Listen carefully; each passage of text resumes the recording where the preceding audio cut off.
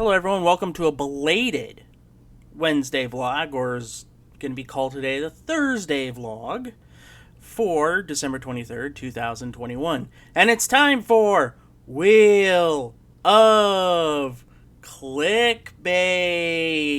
Dun dun dun dun dun dun dun dun dun dun dun dun dun dun dun dun dun dun.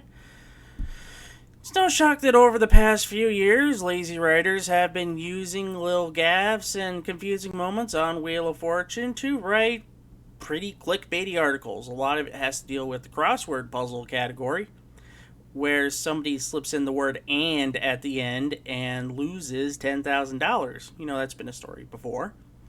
But this time it has to deal with a bonus round involving this puzzle. Let's see if I can point to it right there. That puzzle right there, and this guy right here.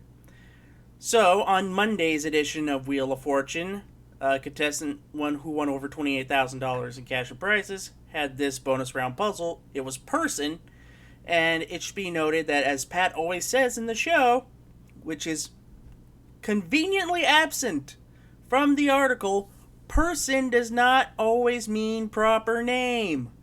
Sadly, some people who in the Twitterverse have decided that person should always mean proper name and got the young jock, spelled Youngjock, confused with young jock, Yungjoc,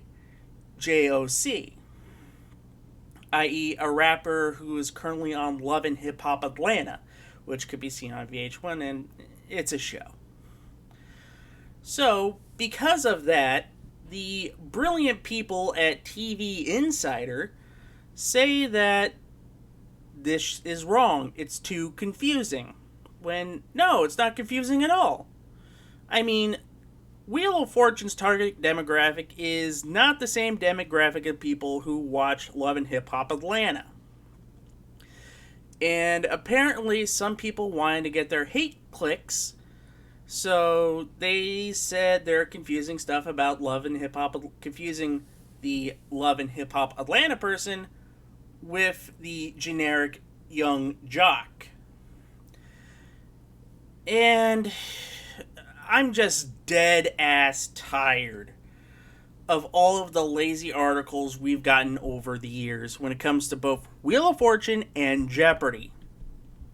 Now, if you remember the earliest form of the clickbait article, which really got under people's skin, was in 2014 on an episode of actually it was the very last edition of Kids Week on Jeopardy, where they would have a week where kids played like 10, 13-year-olds. And the kid misspelled Emancipation Proclamation. The way he spelled it was emancipation, which was deemed wrong. So he wound up with second place in $2,000. Taking away from the fact that he still would have gotten second place anyways, because the first place kid won over like $60,000 on that episode.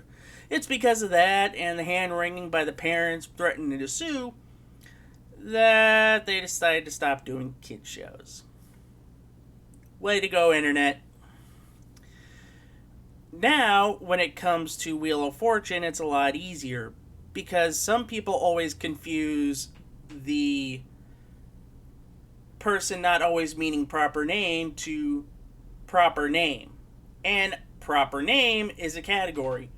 Person is also a category, and person does not always mean proper name. So keep that in mind. It also goes to show how lazy a lot of these clickbait articles are.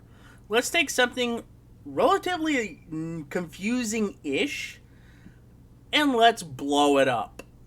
Like what TV Insider did with the person not always meaning proper name and famous person or proper name. It's just laziness as best, and Wheel of Fortune seems to get a lot of it nowadays, especially when Jeopardy over the past few years actually had news. Either where a contestant has gone on a long run, or we're dealing with that exhaustive host search from last year, and all of the startling revelations that came out about Mike Richards. I'm just sick and tired of these clickbait articles. It's lazy writing meant to driven ad revenue of the softer headed folks. And I guess I'm one of those if I'm actually talking about this article. Now, I thought we were going to get a repeat of this on. Actually, it was the next episode of Wheel of Fortune where a contestant slowly said, coming up, the right word or something along those lines. I forget the puzzle. But she did say the whole thing, but there was like a 4 to 5 second pause between her saying the first 3 words of the puzzle and then that last part. To where we had a confusing moment where you can't take that much time to come up with a puzzle. It has to kind of be all in one part. It was just like a 1 second pause. She would have gotten away with it, but 5 second pause, they said no.